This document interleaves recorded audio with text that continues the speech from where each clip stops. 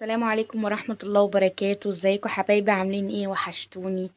النهاردة جاية من مطبخي، مطبخ أكلة سهلة مع أم أوكا. نعمل مع بعض حاجة سهلة وبسيطة خالص، ولادنا بيحبوها وكل الدنيا بتحبها، مفيش حد ما بيحبهاش. الفطير المشلتت سهل جدا، بسيط. نعمله في البيت بمنتهى السهولة، ما بياخدش حاجات ولا مكونات كتير ولا أي حاجة. بس كتير مننا بيكسل ان هو ايه يعمله. لو عملتيه مره مش هتبطلي ان انت تشتريه من بره، مش هتجيبيه من بره تاني، هتعمليه في البيت على طول. هسمي الرحمن. النهارده انا معايا كيلو دقيق، ومعايا معلقه سكر ومعلقه ملح، او نص معلقه ملح ومعلقه سكر، ومعايا ميه للعجن. ادي عجينه الفطير، ما بتاخدش اكتر من كده.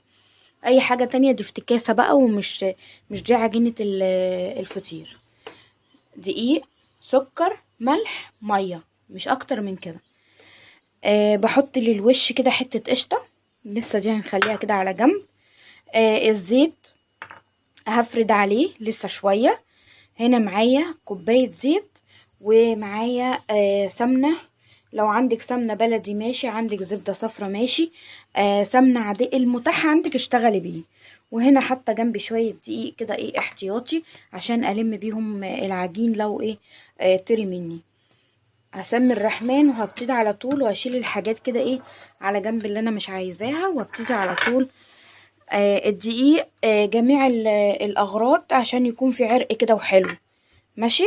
قلتلك مش عايزه تجيبي من عند العطار، مش عايزه تجيبي اكياس، من عند فرن اللي انت بتشتري منها الفينو المخبوزات، هاتي منه واشتغلي بيه برضو حلو. اسمي الرحمن وانزل بالملح وانزل بالسكر كده، واسمي الرحمن واقلبهم مع بعض. والنهارده انا هعجن بايديا وهفرد بايديا، مش هجيب حاجه ايه، مش هلبس كمان حاجه عشان اتحكم ايه في ايديا جوانتي ولا حاجه، عشان اتحكم في العجينه واشوفها بتلزق ولا لا، عشان ايديا هي اللي بتحس. كده انا قلبت السكر والملح في العجينه كويس. سهل جدا جدا جدا، ما بياخدش ولا وقت ولا مجهود. عايزه تعملي منه برضو الفطير الشرقي، هي العجينه واحد، وهنعملها مع بعض باذن الله. الميه مش هقولك كوبايتين، مش هقولك 3، طبعا كل عجين بيختلف عن العجين التاني.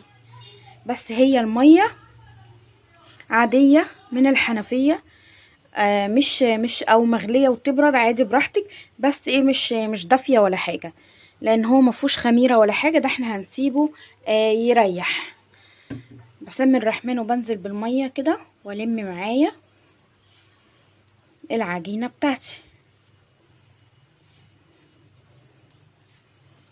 سهله وبسيطه خالص خالص خالص.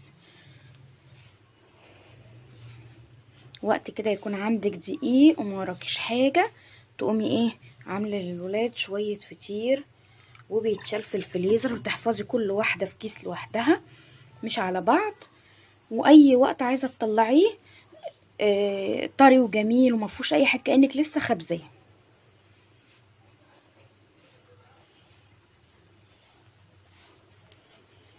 هفضل كده واحده واحده اسيس فيها لما تتلم كلها، وزي ما اتفقنا مش هتكون عجينه ناشفه ولا طريه، هتكون بتلزق سنه في ايديا، ولازم الفطير يكون بيلزق العجينه بتاعته سنه في الايد، وما بياخدش خدمه كتير، يعني ما بياخدش عجين كتير.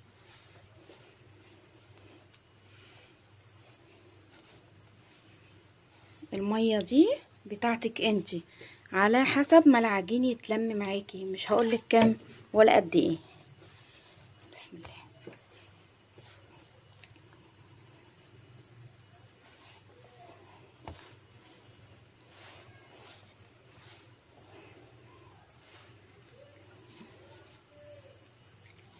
ما تكسليش، الشغل في المعجنات يا جماعة ممتع جدا. الشغل في المعجنات حلو جدا، بس انت كده ايه، بس جربي وانت هتحبيه، وهتفضلي على طول تعملي لولادك. بصي انا كان معايا 3 كوبايات ميه وخدوهم، العجينه خدتها او الدقيق خده، ولسه محتاج ميه تاني.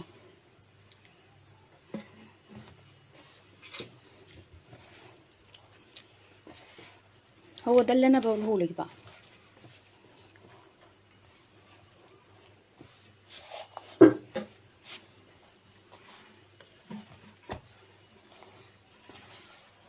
حاجتك نضيفه وزي الفل اللي انت شغاله فيها، عامله الرخامه ومعقماها عشان لما نشتغل ونفرد عليها تبقى حاجتنا زي الفل.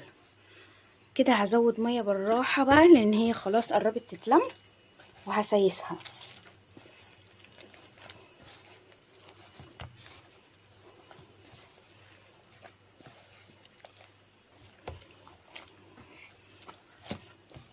وهفضل اسيس فيها لغايه لما تتلم معايا.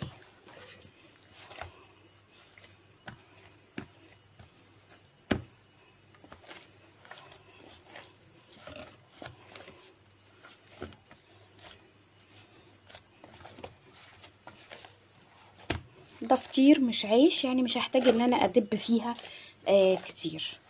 انا عايزه يكون ليها عرق، يعني هفضل كل شويه اشدها لفوق. كده هي اتلمت معايا. هعمل ايه؟ هسمي الرحمن. الرخامه بتاعتي نضيفه ومتصبنه ومتعقمه بالخل وكل حاجه. ارش دقيق وانزل بالعجينه بتاعتي عشان اعرف اخد راحتي معاها. بسم الله الرحمن الرحيم. زي ما انت شايفه انا بصي بشد فيها عشان يبقى ليها عرق.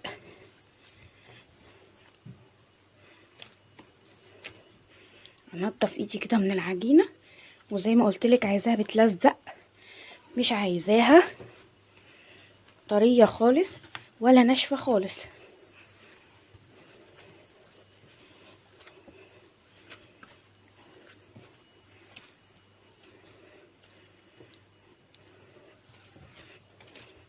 شغل العجين ممتع جدا، او معجنات كلها شغلها حلو، وبتفرحي لما بتلاقي عملتي حاجه حلوه وعجبت ولادك وعجبت اللي حواليكي، بتحسي ان انت عملتي حاجه.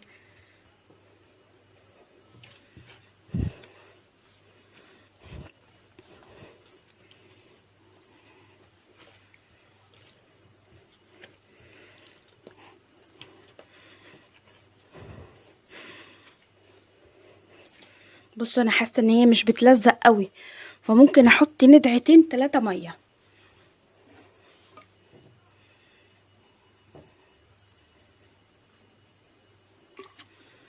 لان احنا اتفقنا هي عجينه مش طريه قد ما هي بتلزق شويه.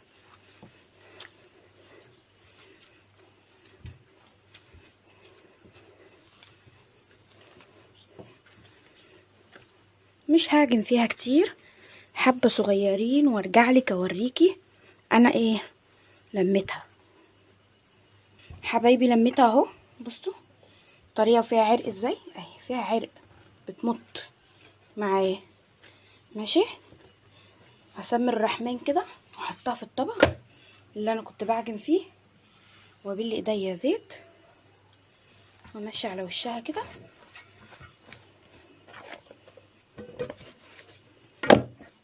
وهغطيها تلت ساعه ولا حاجه تريح. هي ما فيهاش خميره، مش هتخمر، هسيبها بس تريح ونرجع نكورها مع بعض، واسيبها برضو تريح شويه تاني، وبعدين نعمل احلى فطير مشلتت عندي هنا عند ام احمد اوكا.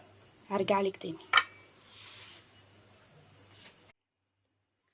اهو يا جماعه. سبتها تستريح، بصي حلوه وجميله ازاي. بصي هعمل ايه، اكورها بقى كور كده حلوه وسط، ولا صغيره ولا كبيره. دهنت الطبق زيت ودهنت ايدي زيت وهلمها بقجه كده، كل واحده قد اختها، واسيبها كمان تستريح تلت ساعه نص ساعه، حسب. كل ما تستريح كل ما هتفرد معاكي احلى واحلى.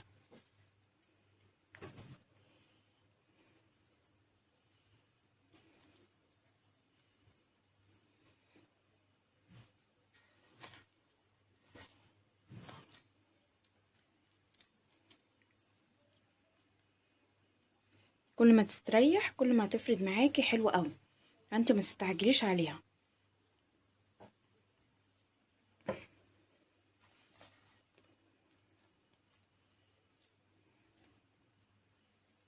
بصي حلوه ازاي وليها عرق ازاي. العرق ده هو اللي هيخلي الفطيره مورقه ان شاء الله. هكورهم انا بقى كده كلهم وارجع لك عشان ما اعطلكيش معايا. اهو حبيبتي عملتهم معايا كور قد بعضها. ماشي، هسيبها بقى تريح وبعدين افردها. لازم تريح يا جماعه، هتريح تفرد معاكي زي الفل، مش هتعذبك. ما ريحتش كل ما تفردي هتلمي. هسيبها بقى تريح تلت ساعه نص ساعه وارجع لك بقى نفرد مع بعض وهنعمل احلى فطير ان شاء الرحمن. ماشي، حبه وارجع لك. واهو حبيبتي بفرد معاكي، سبتها تريح تلت ساعه 25 دقيقه كده بس عشان انا مستعجله عليها. كل ما تسيبيها كل ما هتفرد معاكي بمنتهى السهوله، بايديكي بدي بالنشابه، اي حاجه الاسهل ليكي اشتغلي بيه. الاسهل ليكي اشتغلي بيه عشان احنا عايزين نرقق خالص على قد ما نقدر، خالص خالص خالص.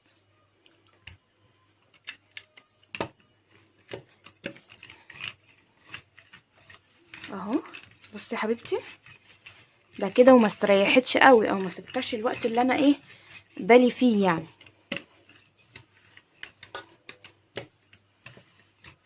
الحجم ده بتاعك انت بقى، انا مش مكبره قوي الفطير بتاعي عشان اعرف افرده كويس. لو عندي طبليه بقى كنت افرد ايه براحتي وزي ما انا عايزه. بصي شايفه اهي، اهو اهو بسم الله الرحمن كده. بصي اهي بيتفرد معايا اهو، اهي جميله اهي. هعمل ايه؟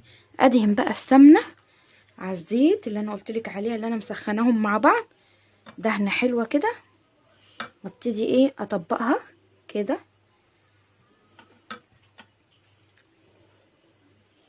اراعي ان ما يبقاش في تكتلات عشان ما تبقاش ايه تخينه من جوه. اهي كده. بصي اللي اتقطع قلتلك ما تخافيش من القطع، القطع بيبقى جوه، ما تخافيش من حاجه، اشتغلي يلا. اهي هدهن يلا اهو. كلنا عارفين ان الفطير بيبقى ايه تقيل شويه، بعدين اطبقها كده كده كده واخدها ايه كده واعملها كوره اهي. ماشي كده خلاص. لا لسه افرد واحده تاني واحط دي جواها عشان تبقى فطيرتي ايه مورقه وحلوه. اخد واحده تاني اسمي الرحمن قدامك اهو وهفرد بسم الله.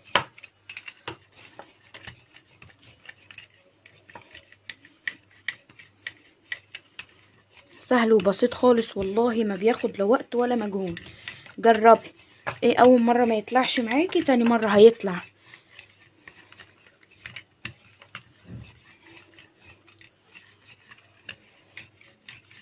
كلنا عارفين سعره بقى غالي بره دلوقتي الفطير، وهو اساسا ما بياخدش حاجه.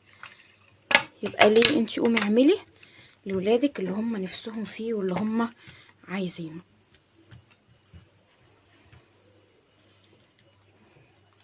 بصوا يا جماعه، الفرد على الزيت احسن بكتير. الفرد على الدقيق ويخلي الفطيره بتاعتك ناشفه.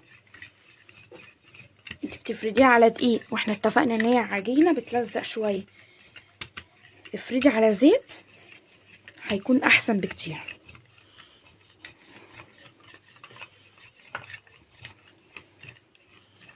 او احنا متعودين على كده وكل واحد ايه طبعا وطريقته.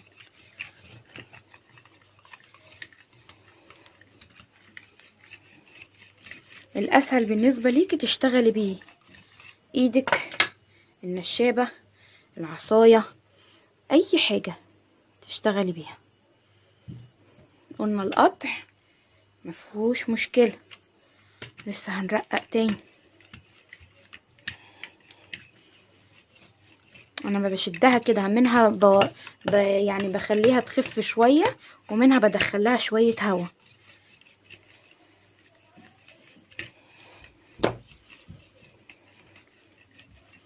هوريكي بس ايه هحط جواها التانية ازاي واقفل عليها.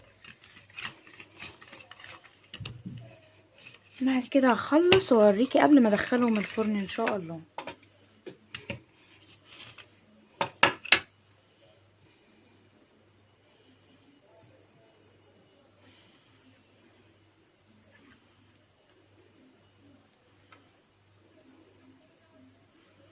اهو عايزه اقفل، هعمل كده مسحه السمن بتاعي واقفل، وكل ما اقفل هحط برضو سمن تاني.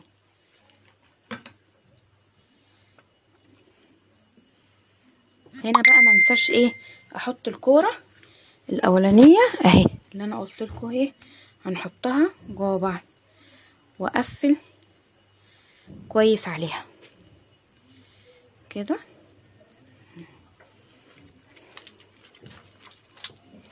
اهي. اهي بقت فطيرتي معايا حلوه وجاهزه. هجيب الصينيه اللي انا هعمل فيها واحطها فيها، مش هفردها دلوقتي غير لما ايه اعمل التانيين واسيبهم يريحوا. هفرد انا بقى الباقي عشان ما اطولش عليك الفيديو اكتر من كده، وارجع لك لما ندخلهم يستووا مع بعض مع الفطير المشلتت الفلاحي بتاع ام احمد اوكا. اوعي تنسي تعملي لي لايك وشير واشتراك في القناه، قناتي اكله سهله مع ام احمد اوكا. عندي كل جديد باذن الرحمن، عندي كل جديد باذن الرحمن. اللي انت عايزاه اطلبيه وانا هعملهولك بمنتهى السهوله. بصي بتتفرد معايا بايديا اهي. كل ما العجينه بتاعتك تقعد كل ما هتفرد حلو اهي.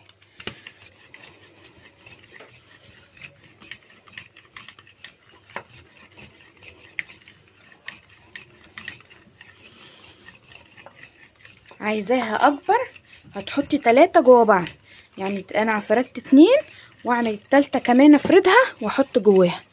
ده بتاعك انت بقى، عايزاها اكبر 4، عايزاها اكبر 5، اللي انت عايزاه. هكمل انا بقى فرد واخلص الفطير بتاعي كله واجيلك نسويه سوا. استنيني. هبتدي بقى اهو هدخل معايا الفرن. قلت اجي اوريكي. احط عليها مسحه سمن ومسحه قشطه كده حلوه جميله اللي انا قلت لك انا اخليها للاخر. وابتدي ايه اسمي الله بسم الرحمن وايه وافرد كده بالراحه.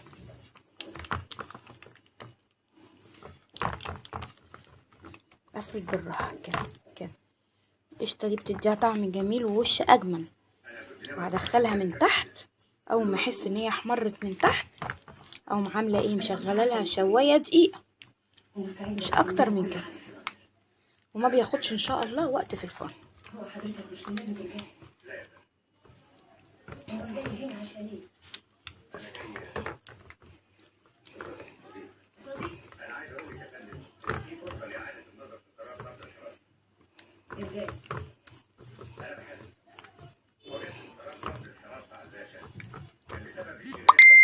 اهو ايه رايك كده؟ حلوه قوي. مش هفردها على الاخر عشان برضو تبقى مورقه من جوه وجميله، والقشطه بتاعتي فوق والسمنه بتاعتي فوق. وادخلها الفرن على الارضيه او فوق الارضيه بشويه، احس القعر بتاعها اتحمر او مولعه لها الشوايه دقيقه بالظبط، واجي اوريكي احلى فطير معايا ان شاء الرحمن. واهو حبايبي خلصت الفطير بتاعي الفلاحي بتاع ام احمد اوكا. ايه رايك؟ كيلو عمل معايا بسم الله ما شاء الله كميه حلوه جميل، ريحته جميله، طعمه جميل. طبعا الجمهور ما استناش اول طلعه، طبعا الجمهور كلها. بصي مورق، بصي محمص ازاي، بصي بصي بصي الطبقات يا حبيبتي اهو مورق ازاي وشكله عامل ازاي. يا رب اكون قدرت اوصل. بصي مقرمش ازاي وجميل. بصي الطبقات. يا رب اكون قدرت اوصل لك ولو حاجه بسيطه وتعجبك وتعمليها. مش قادره اقول لك ريحته جميله قد ايه، وريحه اصلا العجين خير في البيت. خلينا متفقين ريحه العجين خير في البيت. يلا يلا جدعاني وقومي اعملي لولادك ولجوزك ولحبايبك احلى شويه فطير فلاحي. سهل وبسيط، مش هياخد معاكي اي وقت ولا مجهود كمان. ما تكسليش وطول المراحل بتاعته كتير، لا سهل خالص وجميل. استنيني ان شاء الله في فيديو جديد وحاجة سهلة وبسيطة من مطبخي، مطبخ اكلة سهلة مع ام اوكا. اوعي تنسي تعملي لايك وشير واشتراك في القناة. لو اي طلب عندك عايزاني اعملهولك اكتبيه وانا عينيا الاتنين ليكي هعملهولك حاضر. اهو بقى الفطير بتاعنا الفلاحي النهارده المشلتت، تاكلي معاه عسل، تاكلي معاه جبنه، تاكلي معاه مش تاكلي معاه سكر بودر، اللي انت عايزاه. احنا هنا ايه الاراء مختلفه فايه بنحط كل حاجه. دايما يا رب عندكم الخير، واقول لك ايه بقى، السلام عليكم.